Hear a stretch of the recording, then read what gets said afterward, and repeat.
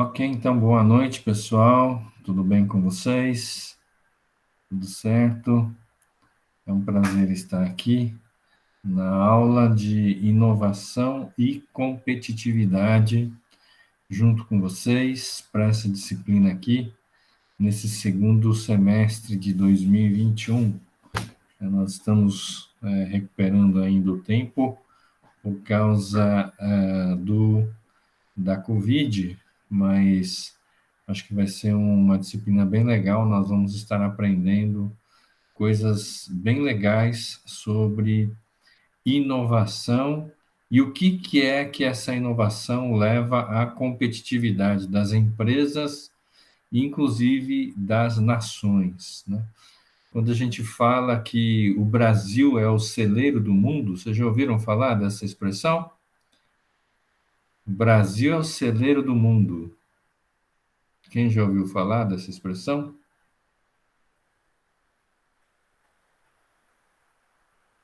Alô, vocês estão aí?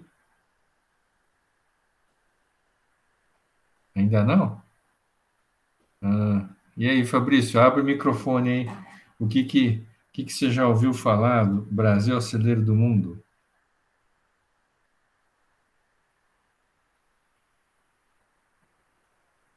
Como é que vocês...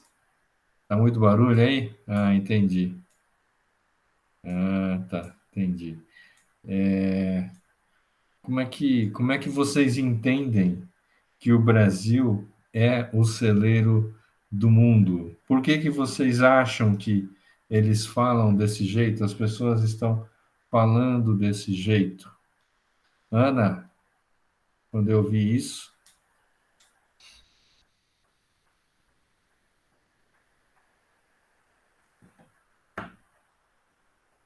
foi porque ele só exporta coisas brutas. Então não é uma coisa muito boa, né? Mas enfim, olha que interessante.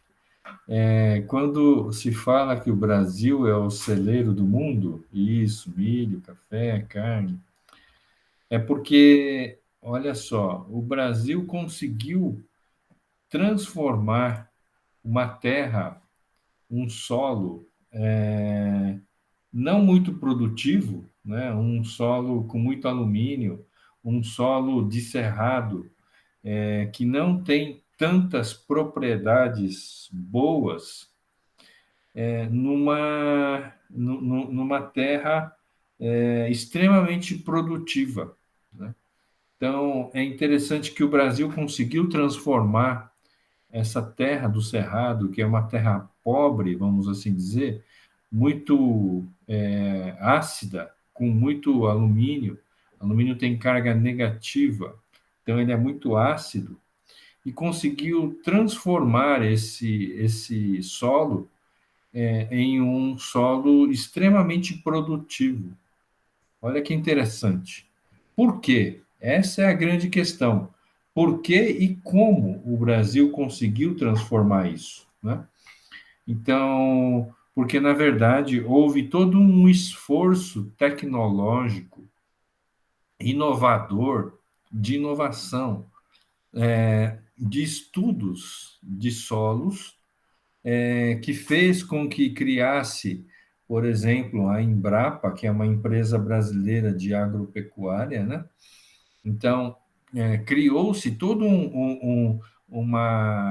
várias organizações governamentais e também universidades, inclusive a UFLA foi uma das pioneiras nos estudos aí de solos do Brasil, né, que fizeram com que o Brasil tivesse essa inovação nessa questão de agropecuária, agroindústria, na área do agro, que fez com que o Brasil tivesse essa competência muito forte em produção agrícola, né? Então, não é apenas essa questão de exportação de produtos brutos, mas sim é a transformação da competência produtiva do Brasil em algo extraordinário, fora do comum, que aproveitou, então, as grandes áreas brasileiras para fazer com que essas terras se tornassem produtivas. Olha que interessante.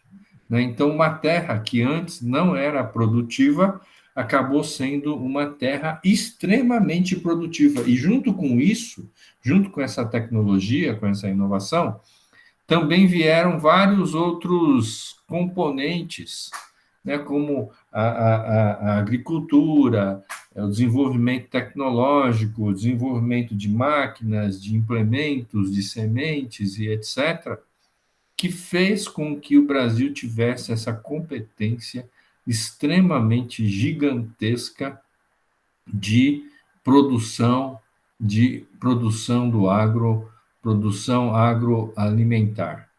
Interessante, né? Então, dá para a gente ter uma ideia, né?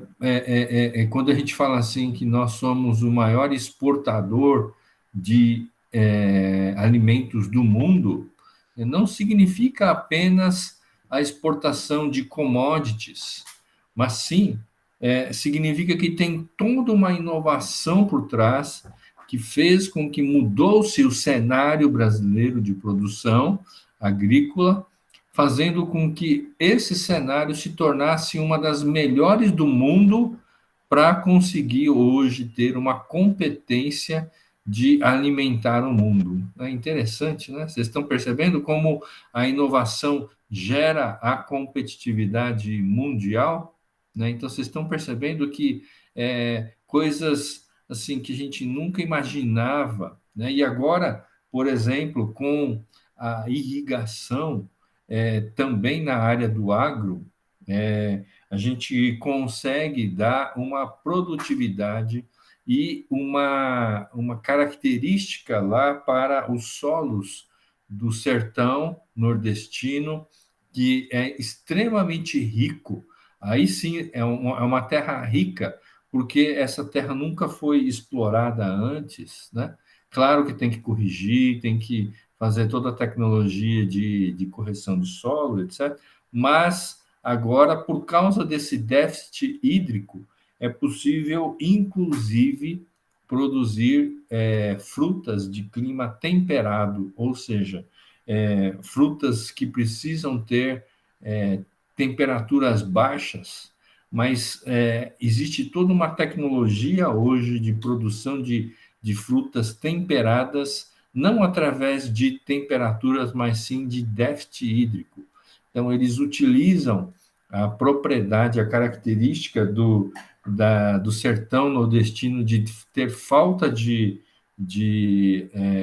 água para dar o choque hídrico na cultura, e essa cultura, então, tem o mesmo princípio de dormência das plantas frutíferas temperadas, que precisa de baixa temperatura e fica dormindo um tempo para produzir uvas, para produzir, enfim, frutas aí com extrema competência.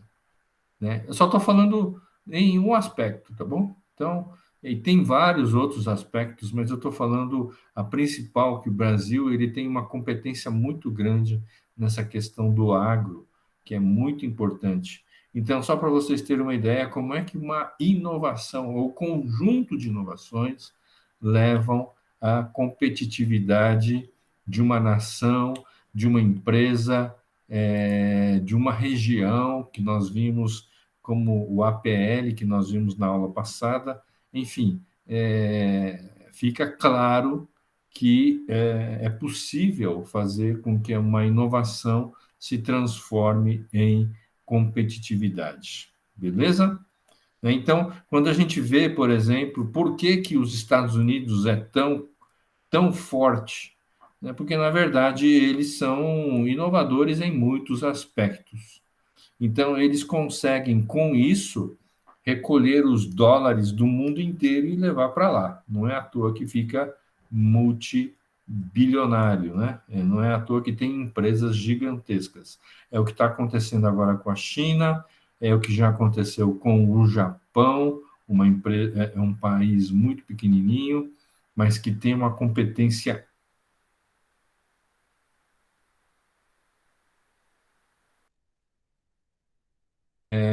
Mas é assim que acontece. A inovação leva à competitividade. E é necessário inovar.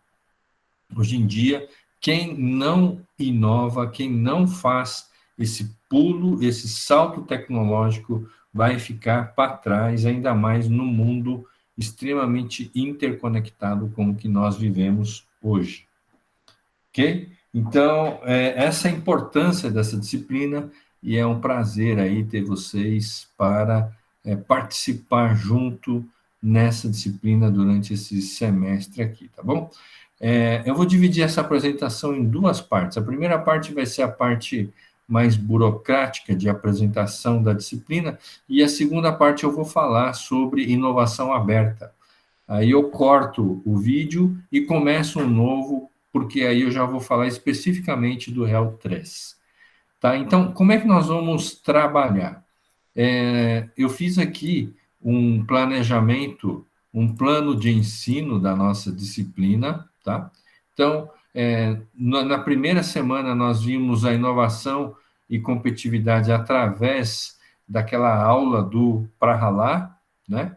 Vocês viram como é que ele vê uma inovação hoje, uma inovação, ele precisa estar socialmente ligado, ele precisa estar bastante, ele precisa estar ligado a temas, né, de desafios globais, desafio de bem-estar da população, experiências únicas, individuais, usando a inteligência coletiva, redes colaborativas. Então, nós vimos isso na primeira aula.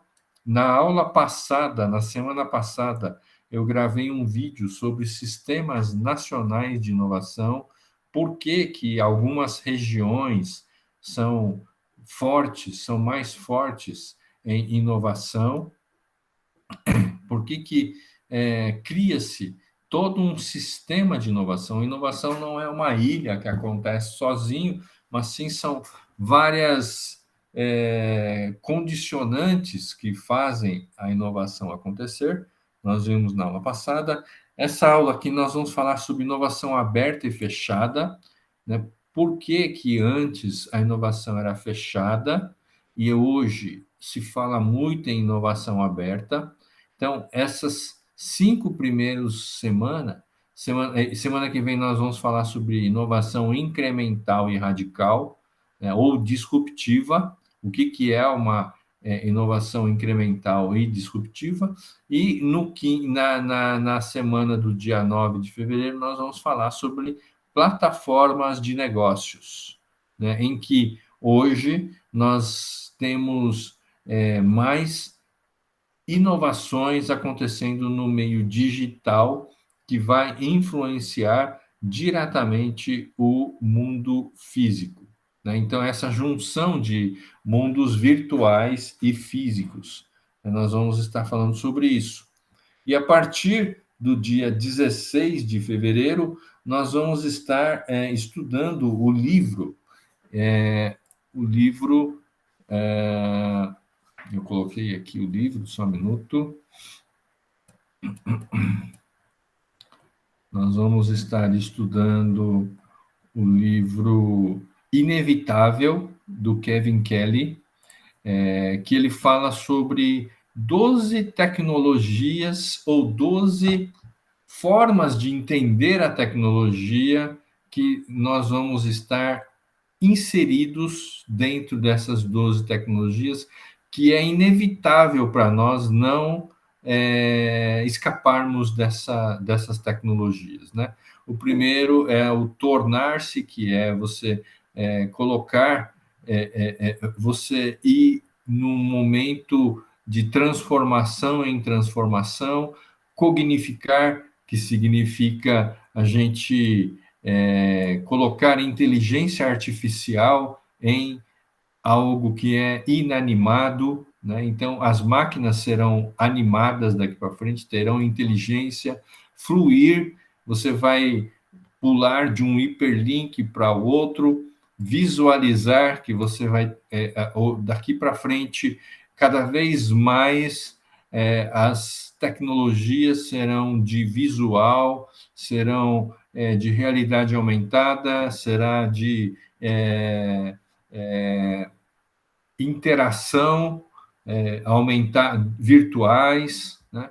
Acessar, cada vez mais a gente vai estar acessando o conhecimento dos outros, compartilhando também o conhecimento que nós vamos ver sobre inovação aberta e fechada hoje.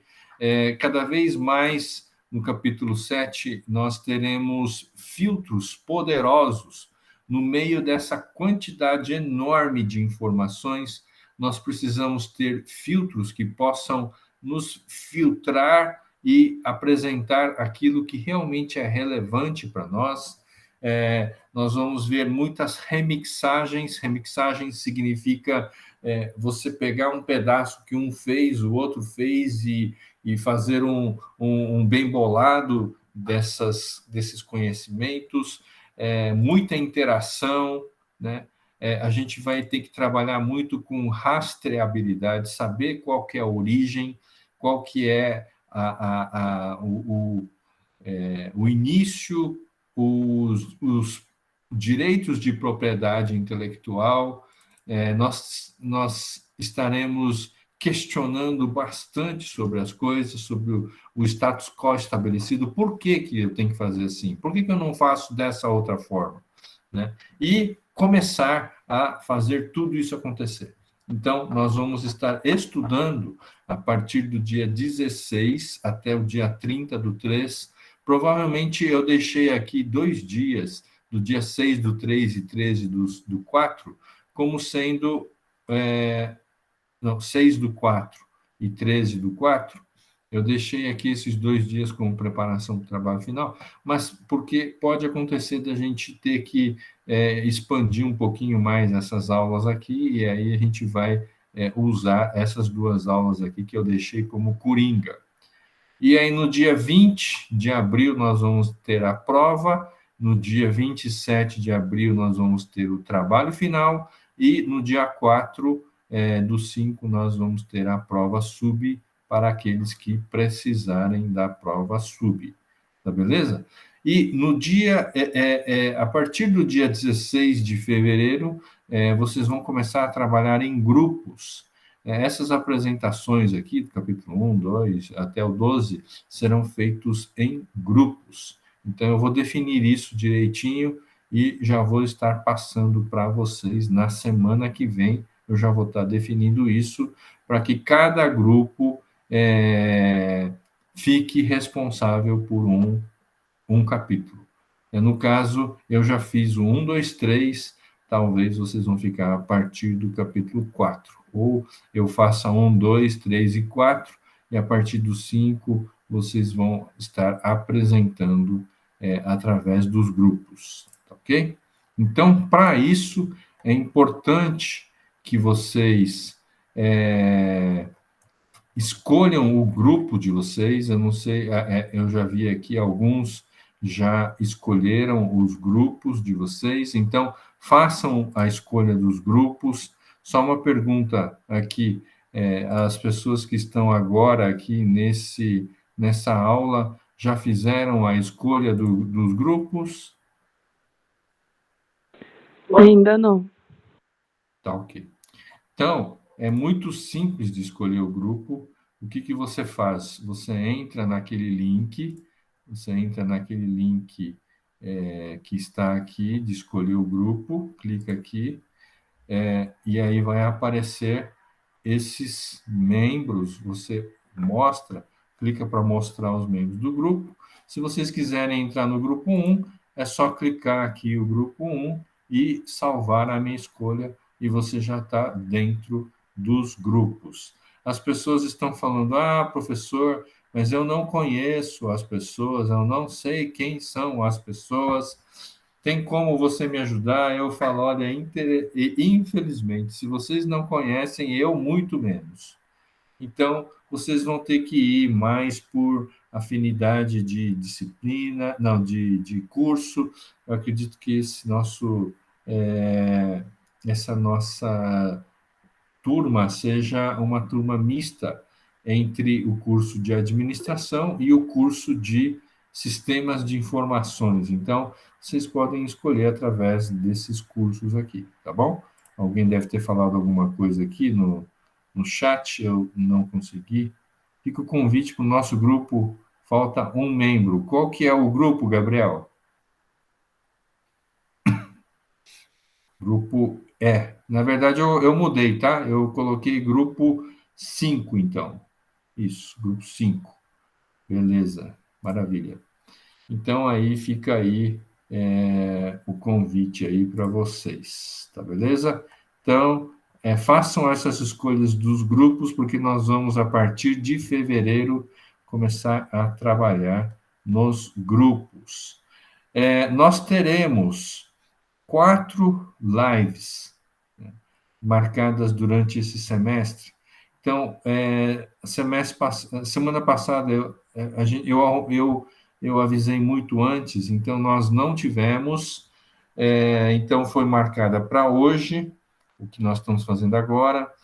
No dia 16 de fevereiro, nós vamos ter uma outra live em que eu vou estar também passando as instruções para o trabalho final, para vocês já começarem a preparar. Dia 16 de março, nós teremos a terceira live, e no dia 20 de abril, nós vamos ter a última live, para que vocês tirem suas dúvidas, tá? Então, serão lives aí, onde nós vamos estar batendo papo, conversando sobre as dúvidas de trabalho, as dúvidas que vocês tiverem, fiquem à vontade. E também, se vocês perceberem que vocês precisam de mais lives também, eu posso fazer sem nenhum problema. Sem nenhum problema. O interessante é que a UFA fala para nós fazermos as lives, e só que, como vocês estão vendo, a, a presença é muito baixa, muito baixa. Eu fico impressionado de ver que as pessoas não participam da live. E eles até. A UFLA, inclusive, diz que agora a gente pode até fazer live simultâneo, não deixar com que as pessoas assistam depois, mas sim fazer uma live síncrona. Mas a experiência que eu tenho é que pouquíssimas pessoas entram. Então, é uma pena, é uma pena. Mas vocês deverão participar de pelo menos 2 lives para tirar as dúvidas. Semestre passado, teve lives que não entrou quase ninguém desde o início da disciplina. E depois, no final, começou a chover um monte de gente falando que não estava entendendo, o que tem que fazer, etc. Eu falei, pois vocês não participam de lives e depois ficam aí, né? Perguntando o que tem que fazer, etc. Mas, enfim, eu fiz uma live por mês, não é pesado, muito pelo contrário, é bem tranquilo. Então, vocês participem para que vocês fiquem sabendo, tá bom? Sempre será nesse endereço aqui, tá? Então, no dia marcado, nós entramos com a live para fazer essas discussões. Outra coisa, as atividades semanais sempre terão 15 dias, 14 dias de prazo, 7 dias mais 7 dias. Coloquei 2 semanas para entregar. Então, vai ser tranquilo esse prazo, tranquilo, tá bom? Esse prazo já é suficiente já para atender a esse artigo 15 aqui, parágrafo 2º da resolução número 101, que eu coloquei aqui embaixo. Eu coloquei aqui aqui não tem, mas eu vou colocar. Tem uma resolução aqui em que fala que eu preciso de ter pelo menos 7 dias, né? Mas eu estou deixando uma semana a mais.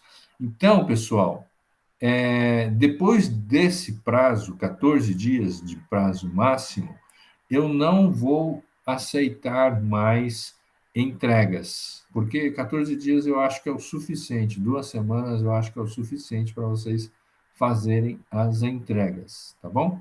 Depois disso, não será mais possível entregar E se vocês tiverem alguma dúvida ou não conseguirem fazer esse prazo, mande uma mensagem para mim, falando, ó, Joel, não consegui e tal, só que me façam isso sempre através desse chat aqui, esse chat. Não mandem pelo meu e-mail, tá? Meu e-mail é muito carregado, todos os dias entra um monte de e-mails para mim, e se você mandar os e-mails para mim, é, eu não vou conseguir atendê-los e vai ficar perdido no meio dos meus e-mails lá. Eu não vou responder, tá bom? Então, vocês façam toda a comunicação através desse chat. Eu entro todos os dias, eu respondo a todas as perguntas, todas, sem exceção, eu respondo todas. Esse aqui entrou quase agora. Eu respondo todas, eu entro todos os dias. Então me mandem pelo chat. Agora, quando vocês entrarem pelo chat, vocês digam para mim qual é a disciplina que vocês estão fazendo e a atividade que vocês estão em dúvida. Então, no caso de vocês, olha, professor, eu estou fazendo a aula de inovação e competitividade, e eu estou com uma dúvida no réu 2. Maravilha, eu consigo, então, saber qual que é a disciplina e o réu e a atividade que vocês estão se referindo, tá bom? Muitas pessoas mandam trabalhos atrasados por meio de e-mail, falando que não conseguiu entregar, etc. Entregou pelo e-mail, eu nem vou ler, não tenho condições de ler. Eu tenho mais de 150 alunos, se eu receber e-mails das pessoas, eu não vou conseguir responder. Então, vai ser tudo pelo chat aqui do campus virtual, e aí, fazendo dessa forma aqui, vai ser tranquilo. Eu entro todos os dias e vocês vão conseguir ter acesso a, a, a, acesso à minha pessoa rapidamente, todos os dias, o momento em que eu já entrar, você postou, eu já estou verificando todos os dias, enquanto eu estiver aqui na frente do computador, eu estou olhando para o chat, tirando as dúvidas de vocês. Beleza? Alguma dúvida até aqui? Ficou tranquilo? Deu para vocês entenderem? Vitor?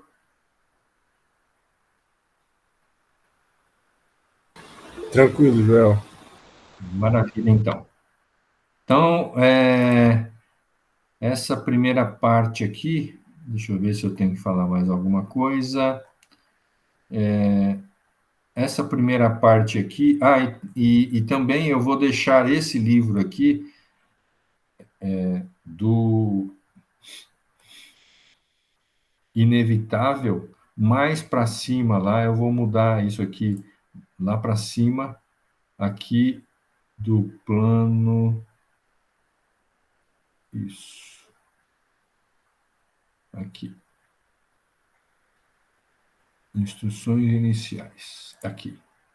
Pronto. Deixei aqui o livro, tá? Então, o livro já está aqui, é só vocês fazerem o download desse livro. Esse livro é muito legal mesmo. Então, eu estou deixando aqui esse livro para que vocês possam fazer o download e ler e ter acesso ao livro, só que ele está no formato EPUB. Então, vocês vão ter que verificar como abrir esse livro no formato EPUB, tá? É porque é o único formato que eu vi e vocês vão ter que abrir, vocês vão ter que ver uma forma de conseguir abrir esse arquivo no formato EPUB. É só vocês procurarem na internet que vocês vão ter acesso a esse livro aqui, tranquilamente. Tá bom?